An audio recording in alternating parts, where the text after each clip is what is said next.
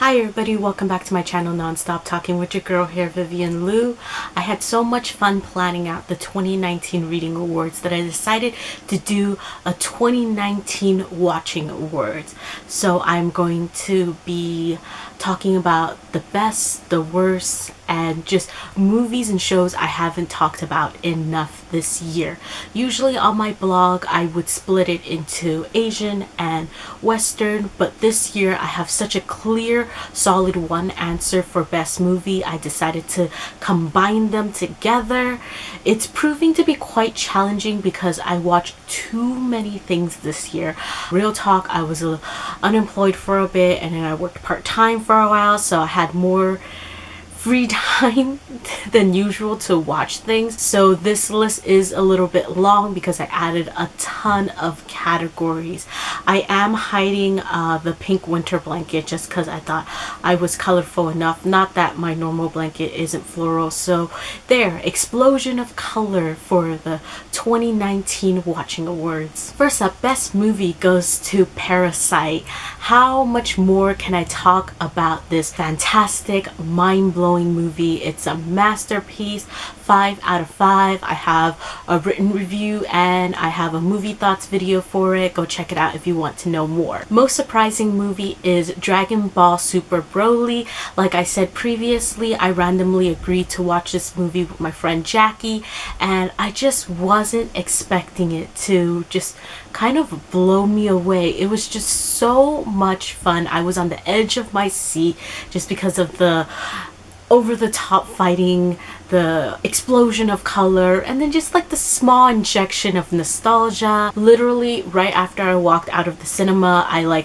went on Instagram stories just to try to urge people to watch this fun flick, and that's why it's the most surprising, and now it's a special memory I share with a friend. Most disappointing movie is A Star Is Born. Now hold your pitchforks, don't come at me, let me explain. Now I know this movie is loved by many and I know that everyone was sold into the chemistry that Lady Gaga and Bradley Cooper created. I wanted to love this movie too. Now I'm not saying it's a bad movie because I still enjoyed it. It's just that it didn't impress me. I thought the story was quite average, and while I do agree that the soundtrack is awesome, I have to say that before I went into this movie, people told me oh, it's sad, and so I was like, oh man, because I'm such a crybaby, I'm gonna just start bawling. But I didn't even really shed a tear for this movie, and honestly, I'm just as shocked as you are. Worst movie goes to Don't Go Breaking My Heart 1. This Hong Kong movie is titled Dan San Nam Le in Chinese. How did this movie even get a sequel? My friend Melissa was over and we were browsing Netflix. She recognized Louis Koo, I saw Daniel Wu, and these two male actors suckered us into this terrible film. We both didn't like it. There was just this awful love triangle and I wasn't rooting for any of them to end up with each other, and I think that's a big problem if you are a romance movie and your viewer doesn't want anyone to find love. Moving on from movies, we have best TV show, miniseries, drama, just things with episodes in the completed category. The winner is Buffy, which ran from 1997 to 2003. I'm on this journey to slowly watch just old 90s show. I started off with Sabrina the Teenage Witch last year, and this year I've completed Buffy, and let me tell you, this show has aged so well, shockingly. It's still a very impressive show. I love the story, the cast, the message, and then it delivers with its season finale, and it concludes with a bang, which I think viewers appreciated and enjoyed, and honestly it's just great all around. Best TV show, miniseries, drama, ongoing goes to Dairy Girls. This show started in 2018 and only 2 seasons are currently out. I love Dairy Girls. I love it so much that after I watched the first 2 seasons back to back, I rewatched them, and I think that just shows you how much I love this show. And it just took me a little bit by surprise. It's educational, it's funny, it's entertaining, the teenagers feel like teenagers, and the cast look like they're just having a great time working with each other. I highly recommend. Next, most surprising TV show miniseries drama completed goes to Elementary, which ran from 2012 to 2019. I started this show during its original run because I remember Johnny Lee Miller from the beloved BBC adaptation of Emma, and I wanted to support Lucy Liu. Plus, I kind of like Sherlock reimagined kind of shows, and I thought the gimmick of making Watson a woman and having them never fall in love was a great idea. Sadly, the first time around, the show and I didn't click, and with it coming to an end this year, I decided to try to give it another chance, and this time around it just worked. Now, I'm not saying that this is the best thing I've ever seen, but it's a solid show with a really well-rounded cast, and I really like the dynamic that this Sherlock and Watson has, and it deserves a shout out even though it's like not the best. I've enjoyed it so much, and here is its shout out. Plus, it has a really good season finale. It gives a proper farewell to viewers, and I highly appreciated that. Most surprising TV show miniseries drama ongoing is One Day at a Time. This show started in 2017 and is being picked up, I believe, by another network, hopefully. Anyways, this show is amazing. It's funny, relatable, deep, making you cry, making you laugh. It's just, and the cast is great. I love it so much, and supposedly the first time around Netflix canceled it because there wasn't enough viewership, so hopefully right here we can start a bandwagon and hyping the show up so more people will watch it and it won't get canceled, because it really is a great show and it talks a lot about important modern day social issues, and it's fantastic. Please go watch it. Next is most disappointing TV show miniseries drama completed, and that would have to go to Lie to Me season 3, which ran during the time period of 2010-2011. Now, don't get me wrong, I love this show. The first 2 seasons are my friends, but that 3rd season is an enemy of mine. The show ends without ending, and I know it's because it got cut, but it's just such a pity and obviously a disappointment to fans, and that's why it's here, even though I love this show and I am filming a show thoughts for it. On the flip side, most disappointing TV show miniseries drama ongoing goes to Black Mirror season 5, which I believe came out this year. Now, I love Black Mirror. It's everything I want in a deep and dark mind screw. However, out of all the seasons that's been released, I personally feel like season 5 is its weakest. Now, if we're talking about worse, then the movie has to enter into this discussion, but we're not talking about that. I'm just saying that personally I felt like season 5 wasn't as good as its previous seasons. For worst TV show miniseries drama, there is no completed or ongoing category. There is just one answer, and that goes to Game of Thrones season 8, which came out this year in 2019. Please understand that I'm not saying this show in its entirety is bad. It definitely had its shining moments in the earlier years. I got into this right at the start of season 3 and have been watching it religiously since, barring my friend's HBO account. Like the rest of the world, this show had me wrapped around its little finger, and I love the world and I love the characters. Plus, it came back every April, which is my birthday month, so I always felt like the show was giving me a birthday present. I could tell that the show was on a decline, but that was not the conclusion fans deserved. It was a whack finale, and it has defeated How I Met Your Mother for the worst last season of a completed show, in my opinion. I don't think I'll ever get over that terrible ending that Game of Thrones gave us. Moving on, best cartoon or anime goes to Rick and Morty. This show started in 2013 and it is still ongoing. Season 4 just came out and I haven't started it yet, but I am rewatching the previous seasons in preparation for when it comes out fully. This year I finished rewatching seasons 1 and 2 again. This adult cartoon is just terrific. It's super smart and wacky fun and just out of the box deep. It took me a while to adjust my eyes to the art style, but once I got over myself, I just fell in love with this show, and I can't wait till season 4 hits Hulu, and yeah, I'll start watching it then. Plus, this show just has such great rewatchability. Is that a word? But you get what I mean. Most surprising cartoon or anime goes to My Love Story, Ore Monogatari. The anime came out in 2015. I wasn't expecting to love this as much as I did. This anime reminded me that I still had the heart of a young girl who can squeal. It's literally a cotton candy sugar rush. It's adorable, it's sweet, it's charming, and somehow it just managed to capture me. I ended up giving it a 4 out of 5. Most disappointing cartoon or anime goes to Yuri on Ice, which came out in 2016. Now hold on. Don't kill me. Let me explain. I gave this a 3.7 out of 5, which means that I still enjoyed it, okay? I finally succumbed to the hype and decided to watch it.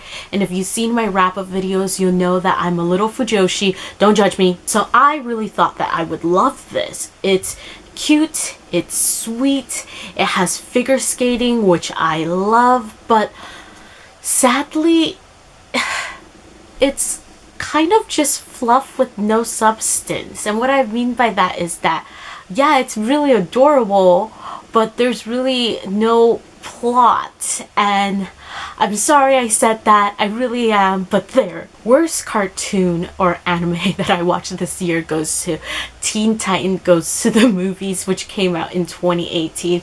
Man, I feel like I'm just throwing out a lot of unpopular opinions here, and I'm scared, but honestly, I kind of hated this film. I read reviews that people praised it for its humor and its wit, and honestly, I concur.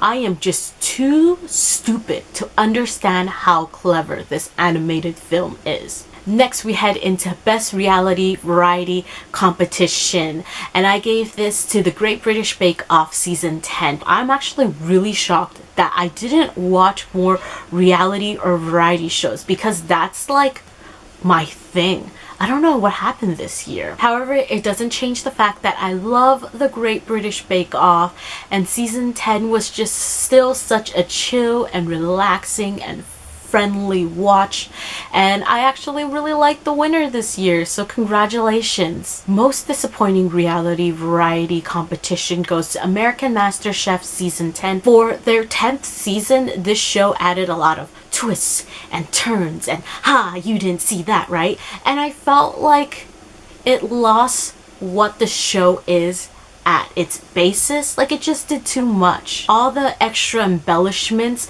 I think, took away from what the show, or what I enjoyed about the show.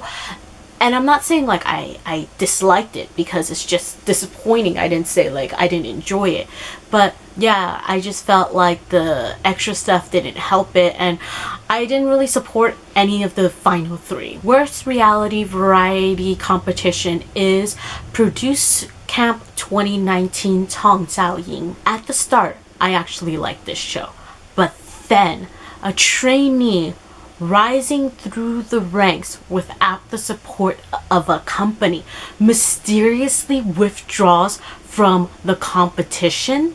I'm sorry, don't call yourself a show where viewers decide the winners if there's gonna be such extreme blatant vote rigging. I understand in these competition shows not everything is crystal clear. There's a lot of faking happening. But if you're gonna be so obvious about it, you've just turned me off from the show, and now you are on my worst list. Lived Up to the Hype goes to Good Omens, which came out this year in 2019.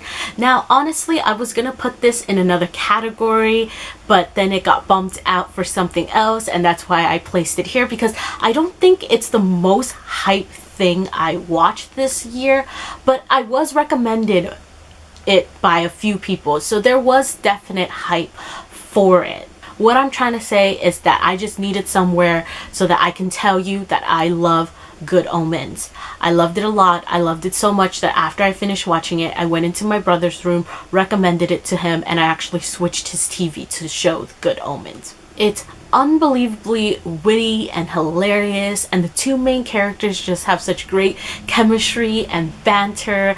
I was just enjoying myself, and although I'm a little sad that there's just only one season, I'm glad that this one season is pretty much perfection. Opposite of that, did not live up to the hype, goes to The Umbrella Academy, which came out in 2019. I know a lot of people in my real life who've actually seen this, and it's quite mixed out there, but the ones that I'm closest with, a lot of them kind of felt the same way I did, which was that they were a little underwhelmed. I watched The Umbrella Academy right when it hit Netflix, and clearly it's not one of the best things that I watched this year, but I think that season 1 actually did a really fabulous job of garnering interest, so I definitely will stay tuned and watch season 2. I hope that season 2 will deliver, so even though season 1 isn't the best thing that I watched this year, I will say The Umbrella Academy, you've caught my eye.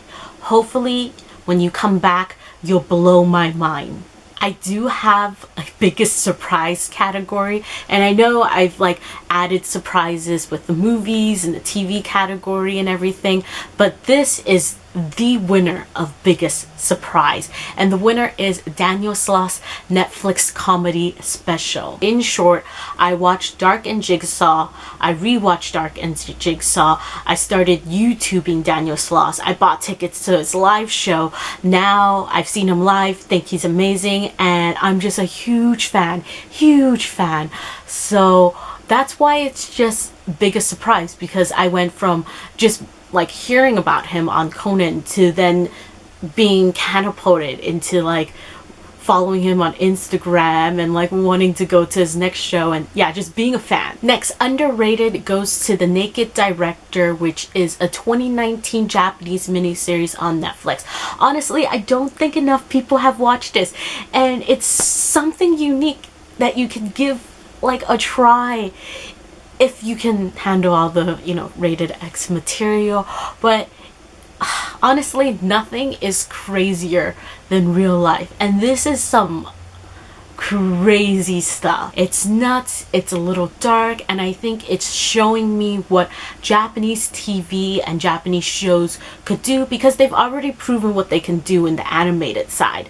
Now they're showing it to me in this, what I said, show and TV side. Honestly, I just want more people to watch this so I can talk about it with them. I do have a show thoughts video for this. We're going to skip overrated and jump into Otis, which is White Christmas, and this film came out in 1954. Arguably, it's one of the best Christmas movies out there, period.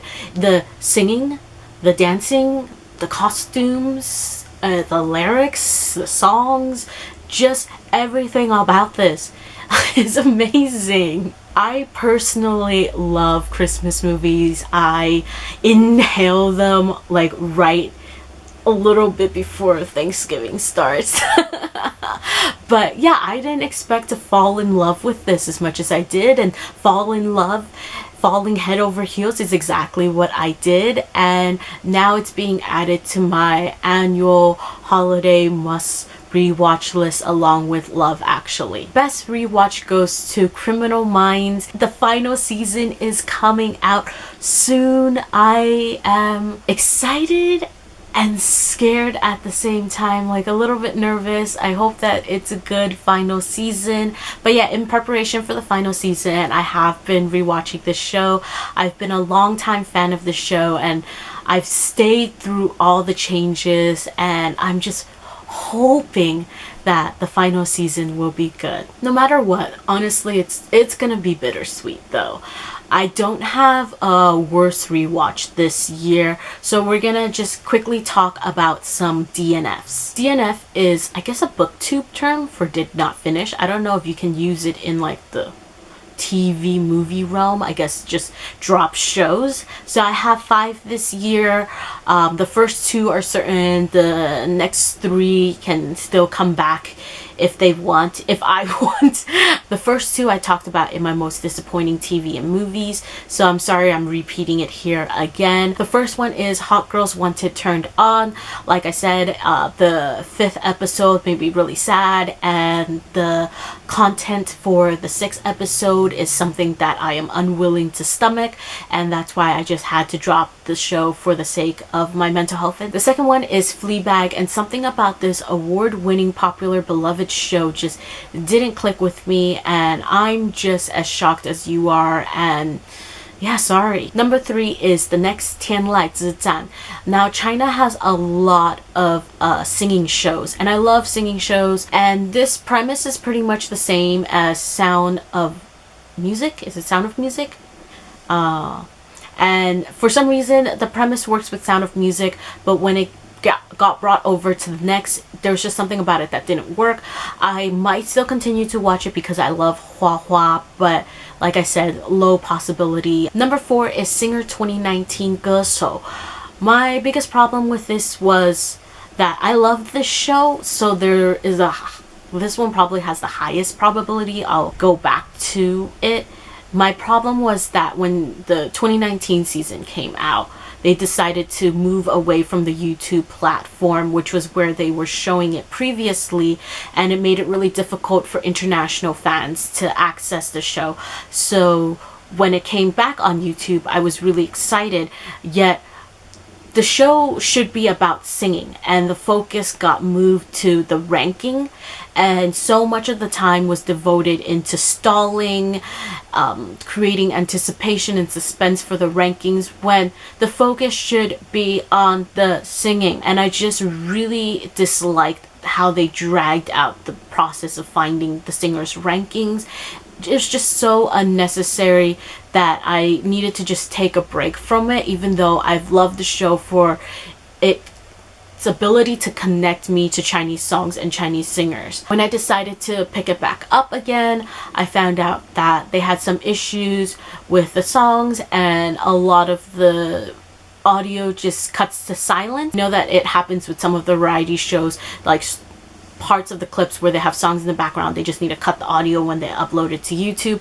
But if you are a singing competition and you cut the audio to the songs, I mean, what am I watching you for? Absolutely nothing. So I don't know if it's coming back for the 2020 year.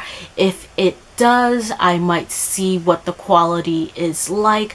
But if it's gonna be silencing audio on YouTube again, I mean, I'm not gonna go searching for this show. Finally, the last thing that I dropped this year is Cardcaptor Sakura Clear Card. I'm so sorry. I love Cardcaptor Sakura, and I actually reread all the previous volumes in preparation of starting this new, is it considered like a reboot? New reboot? But I just felt like the plot was exactly the same as before, except that they aged their characters up a few years. So I only watched a few episodes, and I was just like, maybe I should just read the manga, because I was trying to read them like simultaneously, or read and watch them simultaneously. So I stuck with the manga, but I didn't feel like it was getting like that much better. And I spoke about it with a friend who is still watching the anime, and she told me that she watches it for nostalgia reason. But in this day and age, there's so many things to watch for nostalgia reasons that I'm just like, unless someone comes and like has like a really convincing argument that this anime is gonna change my life and change my childhood memories for the better, I probably will not pick it back up. Enough about the drop shows. Let's talk about bringing shows back. So the next category is bring it back, and for this I put down Key and Peele. I would have put down Lie to Me, but I've already talked about Lie to Me before, and I've never talked about Key and Peele, and I feel like Key and Peele is the better answer. I previously watched Key and Peele like YouTube clips when I was younger, and then I found out that Hulu had it in its entirety, so I watched it in its entirety, and it's still so funny, so relevant, and I forgot how many of the things that like were being said came from this show. With all that said, I just feel like if this was to come back now, there would definitely still be an audience, and I think that like every episode, the jokes, the punchlines, it'll definitely be trending. That's it for the set categories. Next is just gonna be categories I made up so that I can talk about these movies. Starting off is Best Christmas Movie, and that is Claus, which is an animated movie that came out in 2019. I caught bits and pieces of this film when I was at a Christmas party and they were just playing it in the background, and then I went home and watched it, and oh my god, it's so good. The story is great, the art is stunning, and I wasn't expecting to be so touched and moved by this film, and that's exactly what happened. Along with White Christmas, these two films just filled me with Christmas spirit and Christmas jolly. Highly recommend. Best Comedy Special. I've already talked about Daniel Sloss, so this is not about Daniel Sloss again. This time it's about Ronnie Ching, and I think his Netflix comedy special is titled Asian Comedian Destroys America. It came out recently, so I don't know if you've seen it or not, but I saw Ronnie Ching on The Daily Show and then obviously on Crazy Rich Asians, and I'm just so happy to see that his popularity is on the rise. He's super funny, and this comedy special is hilarious and relatable, and the storytelling was really well done, and I love it when comedy specials go in full circle, and this one did that, and just I really enjoyed it. And after I finished watching it, I hung out with a group of friends and I told that group of friends, yo, you guys need to be watching this. Finally, Best Documentary goes to The Toys That Made Us Season 3 and The Movies That Made Us Season 1. Now, honestly, this is not the best, but I really enjoyed the little details and knowing the behind the scenes stuff of the toys that I played with as a kid and the movies I watched when I was younger. I've liked and looked forward to this little docu-series ever since the first season of The Toys That came out was released in 2017. It's educational and fun and hits you with the nostalgia, and I just think because of how short each season is, it's quite an easy like little docu-series to breeze through, and if you want to watch it, I say go for it. That's it. I've completed my 2019 watching awards. Wow, this is really long. I don't know if I will do this again next year, but if I do, let me know if there are any other categories you'll want to see me add. And oh, this is gonna be so much fun to edit. Outro time. Like, comment, subscribe. See you in my next video whenever that is. Bye!